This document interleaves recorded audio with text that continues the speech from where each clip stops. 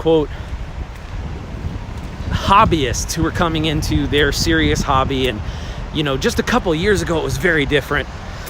And so there was a lot of negativity, being real frank with you. And this is the point that I made to Barker when we were talking about it. When I started playing in the Provokers, I had never played the style, that neo-narrative style that we played when we were in the Provokers. Okay, I had never role-played like that. And when I saw Barker role-playing like that and Matt role-playing and GMing like that, that got me excited. But I had always played sort of a very different gamey D&D up until that point. And the problem with this is this person's mentality that no new people should be able to come into the hobby unless they're serious about it is that until you're comfortable with something, you can't develop a style.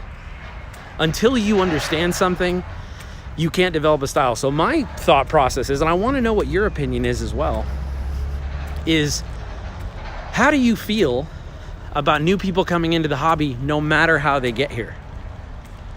How do you feel about that? Because I feel that no matter how they come into the hobby, it's good. No matter what brings them into the hobby, it's better than not. Also, I've never had a phone call come up during a stream. So can you please let me know if I'm still live? Because I haven't seen any comments for a while, and I just want to double check that you all can still hear me. If not, I will restart a new stream, as frustrating as that probably would be to everybody else. So anyway, my thought process on the whole thing was, I don't care how people find RPGs. I don't care if it's through Critical Role or Lamentations of the Flame Princess or any way, because until they play more and until they continue to just learn what it is, that's the point where you develop style. So to me, put more people in the funnel, okay? To me, bring more people into the fold, no matter how you need to bring them into the fold. And I don't care. I'm not a curmudgeon. I'm not a gatekeeper. This is not my D&D. It's everyone's D&D. So anyway, I just wanted to throw that out there, which is the more and more popular that Dungeons and Dragons and RPGs get, I think the better for everyone. And my response, I'm not going to respond because I don't want to perpetuate that mentality. But my response to that person was, if I were to respond, it would be, find people that want to play like you play and just play that way. What does it matter if everyone else is doing something differently? I like to cook my ramen noodles the way I like to cook my ramen noodles. It doesn't matter how everyone else is doing it, and it doesn't matter what the instructions on the package say. But I'm not going to go around trying to convince more people to do it my way. And, some great Josh Hull says, as long as you and the group are having fun, there's no wrong way to roll. Exactly. And thank you, everyone, for letting me know we're still here. Everyone is welcome. No need to make it exclusive. Exactly. It's gatekeeping. And I'm like, listen, what you're doing is you're potentially keeping maybe the best creative minds of the next wave of RPGs locked out. Don't do that. It's a collective hobby. Hey, what's up, Mary? Hey everyone, I'm gonna flip my screen because I want you to see something. I've never seen this before. Look at this. It's my hand. Isn't that brilliant? I've never seen it. Look. What are the chances? Anyway, I'm gonna answer some questions in here. Specifically, hey, what's going on, Nathan? He just saw your post, what's up? What I do is I typically take some questions from the community and I answer them live here on stream. Jared D20 Geo says, just logged in after seeing your live. I mainly enjoy your content, DMJ and Esper the Bark. Well, hey, thanks so much. That's incredible company to be included in. More people equals more points of view equals more quality, says WOC RPG. I completely agree. So Nathan, since you're here, I'll mention your question first. Nathan said he's been obsessed with Apex Legends lately, and it got him wondering, are there any systems out there that put a heavier focus on movement? And then secondly, how could you turn something like sliding and grappling in tandem, which is a prominent mechanic in, Apex and Titanfall? How could you turn that into functional character movement? I'm going to posit the challenge first, and then let's see if we can solve it as a group. The challenge is that those games are so fluid and fast-paced that those things happen instantaneously. So how can we channel that feel in an RPG where the turns take so much longer? And that's been my challenge. And that's whenever movement and the economy is sort of your move, at least in my experience, the issue becomes, because that's the only thing you get to do on your turn, it can be challenging. So I had a couple ideas, but I wanted to throw it to the chat first. See if you guys and girls have any specific ideas. Is there anything that you can think of? And are there any systems where movement is more the focus? And so we'll kind of go from there. Jason Smith says, I really can't stand the gatekeepers we find sometimes. You don't have dominion over this thing we do.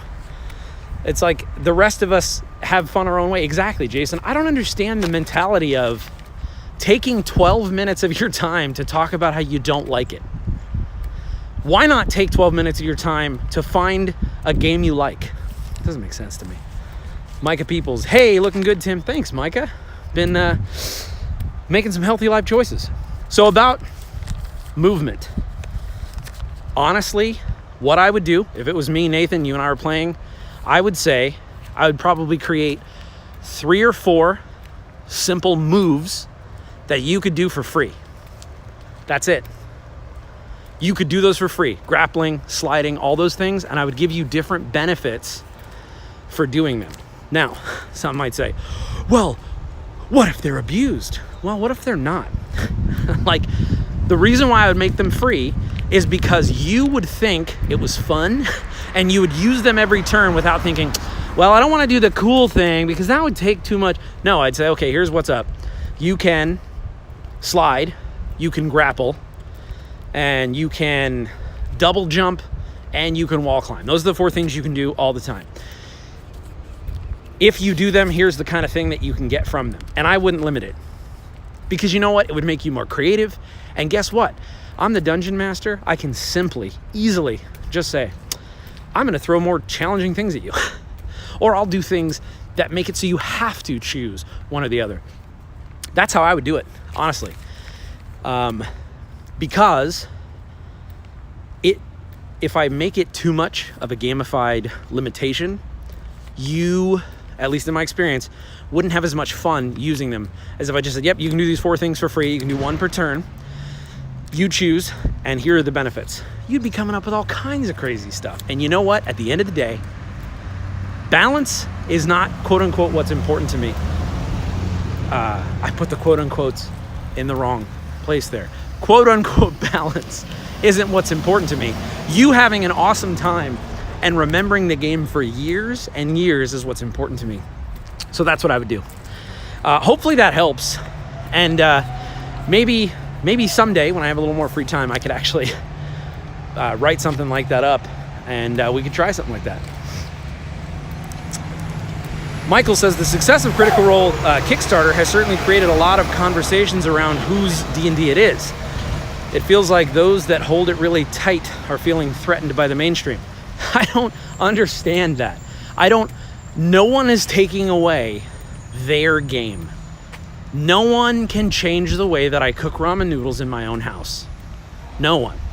And so, I don't know. That's probably a whole nother stream in itself. I guess you'll always have those people who find it sacred and they're very emotionally tied to it due to nostalgia. And they want people, I think deep down, they want people to experience it like they did. And they want it to be as important to them in the same ways. And that's just not humanity. I'm sorry. So just keep doing it your own way. I don't know. It's weird. Okay, Complex Games Apologist says, honestly, FFG Star Wars, especially the vehicle content, has the kind of movement and plays that like Theater of the Mind. So check that out as well, Nathan. What you looking at? Go to slide and there's something sharp on the floor. Go to grapple and the baddies try to cut your line. Double jump and the ceiling is low. Wall climb, but so do they. Not every time, but sometimes. Exactly. I would absolutely just go, hey, you can do this for free. You know why? Because I've learned through time that you will have way more fun and you'll want to play more. At least that's just what I've learned. And I've also learned that things on paper do not necessarily translate into OP, overpowered or not useful in the game. So, yeah. Nathan Kaplan said, I agree with that. On the question I posed in the AbTab group, several people said the movement could just be achieved by narrative and also a certain extent. I think there's merit there. So often, both the DM and player, when I suggest a really rad series of events in a turn, the DM or myself will say, that's so badass. I just need one agility roll or something. Exactly. Yeah, I completely agree. And I think that's one of the reasons why I would make it a thing you could do, because that one agility roll you mentioned, I've also seen it go this way. It's your only turn. There are 4 other people who will have to go, including the game master, until you get to go again. You try to do this awesome thing, you miss your agility roll, and now you don't get to do the thing. So, yeah, it's a balance, it's a dance, but I think that's how I would play it. I probably wouldn't even make you roll, being honest. Hey, Michael Barker. Michael Barker's here. Liam Neeson, listen, please. Michael Barker is a kickboxing commando. This guy is on, I think, more than a month. God, what was it you said, Barker? It was like week 8? I can't remember what you said. I have to switch arms because his arm is starting to hurt me. But anyway, I can't wait until we go to AtCon and he boxes my ears. Grady Cook, have you tried Pathfinder 2.0 beta? And or will you be trying out Pathfinder 2.0 in the next few months? I haven't. I looked through the material and it was extremely interesting. I had my interest piqued. It reminded me a lot of, well, no, I haven't looked at 2.0. I looked at 1.0. So let me watch myself. 1.0 looked a lot like D&D 4th edition to me. Not a problem. I have no problem against 4th edition. I hope 2.0, I hope to be able to look at 2.0 here soon. I currently do not have the time to give it the mental real estate that it would need for me to actually give it a fair shake. But now that you said it, Grady, I will do that. The next free moment I have, I'll grab the 2.0 and really give it a look. Robin Reed says, I ran an aerial combat using a crunchy system, and after the first round or so, I just hand-waved the movement because it was obvious that wasn't the fun part. Shooting stuff with laser blasters was. That's a great way to put it. Now, to some people, that is the fun part, but based on the person, Nathan, who mentioned what they were looking to do and why, that wasn't my focus. So, the next question was, man, and I'm sorry, I always butcher the week 10 boy. That's Barker. He's been doing it for week 10. It's Antoine Lavoisier, I think. Forgive me if I am not saying that right. But Antoine says that something that's troubled him for 5th edition for a while is that it feels like characters can ignore the prospect of cool magic items because when they level up, the progression of powerful things, it falls in their laps rather quickly.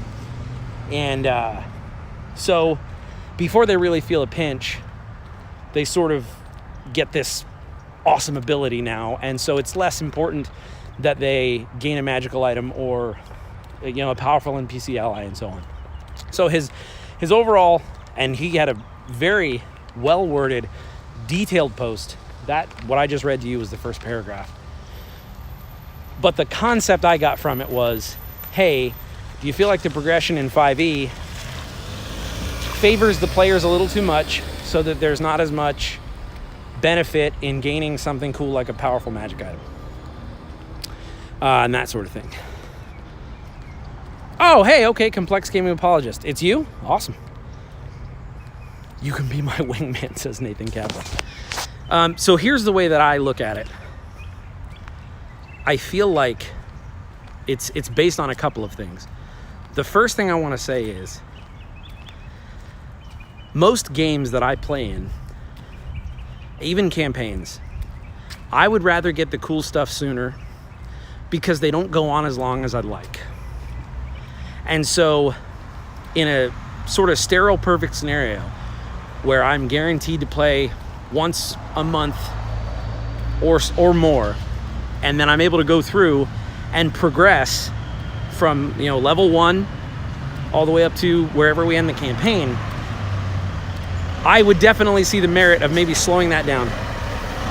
The issue is no plan will I'm gonna run across the street. No plan will survive contact with the enemy, right? And so what I mean by that is our plan to play weekly, bi-weekly, monthly, to have that feel of that progression it doesn't survive our schedules and things coming up and real life happening. So if I sit down to play in a session and I don't have cool stuff to do, it's probably also sort of a circular, I don't know. This is me. This is my experience. But if I don't sit down and have something cool to do in the session, now I don't want to play the next one because it wasn't fun. The reason why I was slow to say that is because I actually love role playing, and I have had entire sessions where we've not used a single ability. But I don't think that is the norm, and that's why I say that. So that's the first thing I wanted to say, is that I think it's based on the fact that many people will not see that third, fourth, and sixth session, so that those milestones won't be achieved. So it's kind of like, hey, here's a cool set of powers to use for the limited time we have. Does that make sense? Let's check some stats here. Okay, and he basically says, he says, I don't hate it, it's just more like supers than classic fantasy exploration-iness. 40-inch reach, 40-foot reach? 40 foot. And then Antoine says, find the magic sword on day 1 for sure, then you can lose it to a rust monster. So that was gonna be my second thing. The second way that I would combat that is, I personally have never used XP. I don't track it. I don't care to track it. I use milestone-based leveling. And by doing that, we can control the pace. Now, you did mention in your post that milestone leveling is still feels superhero-y. But what I would maybe even consider is what group I'm playing with, and if that group wants to have that low power feel, that sort of old dungeon crawl, we can absolutely make it so that the milestones come in different areas. So now hear me out. This would have to be what your group agrees on. You never mechanically level up past, say, 4, but from there on out, you gain other things in the world. Perhaps you put a value on a level, and for so many levels you can gain a keep or a title, or, you know, basically the milestones don't have to be mechanics. It's fun if they're mechanics, but the milestones could be other things in the world. Anyway, hopefully that helps. I feel like the way that I would control it is just gauging out the group, and if they want it to be more gritty, you can also put way more restrictions on there, like a long rest takes 3 days, things like that, so that they're going to stop and think, do I really want to shoot this spell? Because I'm not going to get it back. Anyway, hopefully that helps. And I don't disagree with you, but I think it can be a feature, not a bug, if used properly. And then he says, I think I just missed the magic missile wand being a milestone unto itself. So let's deconstruct that. What could we do? What can we make it so that sense of wonder is still there? And I think, I don't know. It's hard because the system isn't set up that way, but I'm thinking that sense of wonder. See, this is a gut feeling. I can't prove this. The sense of wonder that a player gets when you give them a cool magical item, I think will still be there. I understand what you mean, that a wand of magic missile is, it's the cool factor. It's not there anymore. You're like, why do I care? I have, it's like when someone gives you, hey, here's a CD, and you're like, yeah, but I have Spotify. So what I would say is this. sometimes the story or the power or the essence behind a thing is more important than what it can do, its Dewey thing. So give it a cool story. Make it so that it's the last one of its kind, or that it was used to win a battle, or things like that. I love stuff like that as a player, and that kind of goes more for me. If people recognize the sword on my hip, that's more for me, checks my boxes, than I can hit twice as hard with it. Nathan Kaplan says, I'm the kind of DM and player who likes the give and the take. So I'd love a magical item early in the campaign, but I would love it better if the item was more than it seemed. An item that grows with me. Maybe I wield the Spirit of the Fallen Paladin, and certain magical properties of the blade aren't unlocked for me until I start to behave certain ways. That's a really good one too. Yeah, that's great. Like, make it so that the item is for a race or class that is not them, and they can learn to do this thing or embody it. It's like you have to complete this quest for it to work properly, or, you know, those kinds of things. That scratches an itch for me more than just finding the thing. Josh Hull says, Tim, you're stealing my answers. Great minds think alike. Listen, I agree, man. I think, you know what it is? I think similar players think alike too. Word. +1, Nathan Kaplan. Totally agree with that. So yeah, so Antoine, by the way, phonetically spell me your name. How badly did I butcher it? Is it, let me see. Oh no. I feel like I lost my sheet. Here we go. Is it Lavoisier? Lavoisier? Complex Game Apologist. Oh, 3.5 had something like that, where the item progressed and had its own levels and stuff. I want to say Weapons of Legend or something. That's what it was called. I think you're right. Anyway, I think we're going to wrap it up here soon. These are some of my favorite times, is just walking around, getting a little bit of exercise and hanging out with everybody. I'm really glad that the cross-platform streaming seems to be working well. People are able to join on whatever platform they want. Again, I just want to remind you of two things. The first thing is, join the Absolute Tabletop Facebook group, because that's where I pull these questions from. And I pull them at random. So just ask your questions in there. You'll also get plenty of great answers that have nothing to do with my face streaming. The second thing I want to remind you of is whatever format you're interested in. So whatever social media platform you like watching on, be sure to subscribe to that platform, and then there's usually a notification bell, so that if you don't get my invitation, you'll definitely see, hey, he's going live now. Anyway, this was fantastic. Oh, my pronunciation's fine. Awesome. Josh Hull says, good talks. And What You Looking At says, yeah, if I give you a sword that's great, a highly decorative, expensive sword is even better. But if and I tell you this is the joyous, oh, this was joyous and was Charlemagne's sword. Right, that has more weight behind it. So, anyway, I love you all. Until the next time, may you mend the first break. Oh, wait. Jonah Weatherby says, Tim, how did you lose weight? You caught me. You caught me in the middle of the toast, so I'll answer. A very long story short is, and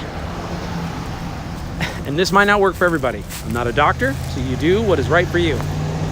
But I recommend that every 2 hours, you eat something that is about 110 calories, has about 15 grams of carbs, and then you take like half of a multivitamin. Do that about 5 times a day, and then at night, eat about 6 ounces of meat and 2 to 3 servings of vegetables. You do that for 30 days and you'll probably drop 20 pounds. It's not simple, it's not easy to do, because our body, at least my body, habitually craved fast food, it craved sugar. These are strong forces that your body has been, at least mine was, I was just always feeding it carbs and sugars and things. So it was very difficult. And then if I was like feeling really like, oh man, I really want to snack on something, I'd grab a pickle. So does that sound like, wow, that sounds ridiculous. I also get up and move. Around a little bit. Nothing crazy. I just get up, walk, for these times, or I'll hit the gym. That's what worked for me. It's very simple, but what I did was I conditioned my body. And you might be thinking, that's not enough. You must be hungry all the time. Well, I was for a while. because I was overeating so much that my stomach was the size of a watermelon. So yeah, it took some time to get that back in line, you know. Now though, I just snack throughout the day, like I said, like 5 times a day, and then when I get home, and you know, whole grains are your friend. So like whole grain toast. So it's not that I cut carbs altogether, but that's what I do. So hopefully that helps.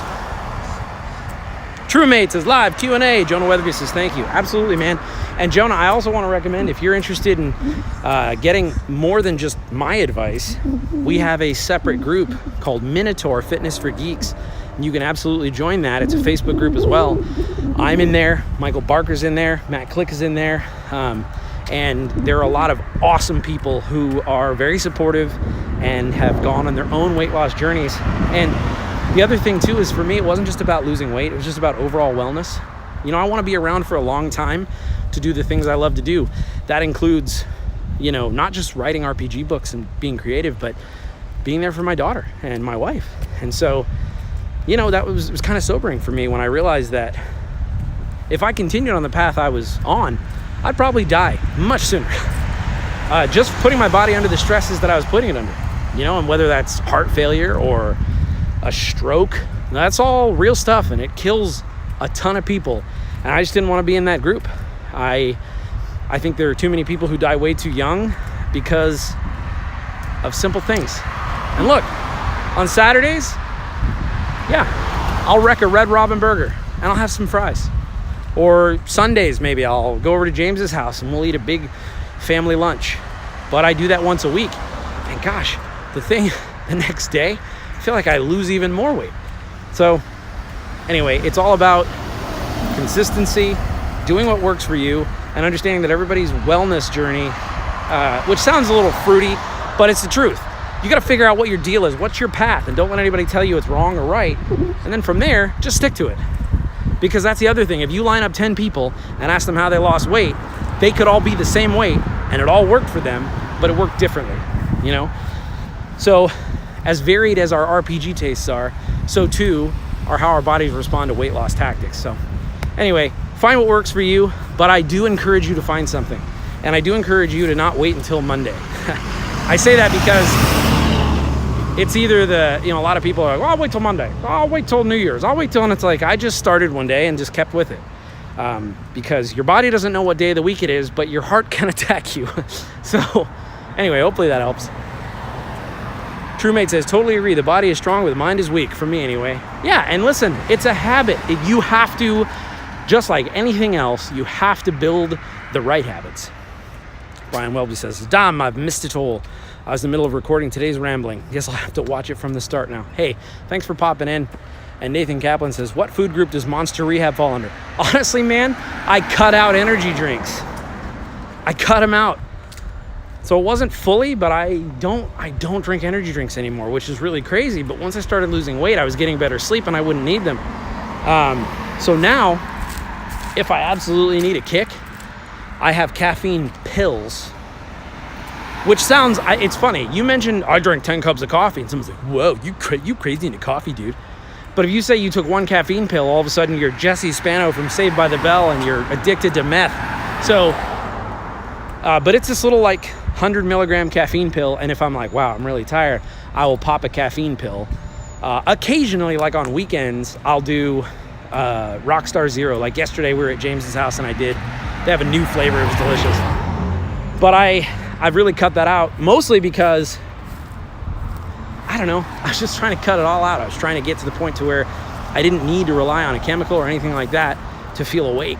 Because that's really at least what I found. The reason why I was having to pound so many energy drinks is because I wasn't sleeping well, because I was way too overweight. I was apneic, so my body wasn't getting the rest that it needed. And then I would perpetuate the cycle because I would take 600 milligrams of caffeine in a day. Then I'd be way too wired, and then I'd get apneic sleep, and it was just killing me, slowly and literally. So anyway, TrueMate says cutting Monster will be hard for me. It was not easy. It wasn't easy. It really wasn't. But, you know, they say you haven't truly made a decision until you take action. At least that's what I've heard. So I made the decision and I said, nah, not anymore. Not for a while. Maybe I'll go back, you know. I just don't drink them as much as I used to. And I feel better. But I will pop me a caffeine pill from time to time. And you know what? No one can say boo about that, because when I drink energy drinks, it was like I was shooting up straight H in the subway bathroom. People would be like, that's ridiculous. Yeah, those are going to kill you. They say as they smoke. So anyway, now I'm rambling a little bit. I hope everyone finds whatever is going to work for them, because I want everybody around for a long time to come. One of my long-term goals is to start the Ab-Tab old folks home where we all sit around and play D&D. So anyway, love you all. 1 coffee plus 1 B vitamin equals 1 energy drink. That's so true. That's so true. Brian Wellsby. Isn't that saying the best time to start is 10 years ago or today? And since there isn't time travel, start today. It's perfect. Well, anyway, no matter what you do, may you mend the first break. May you kill the first snake. And may you come.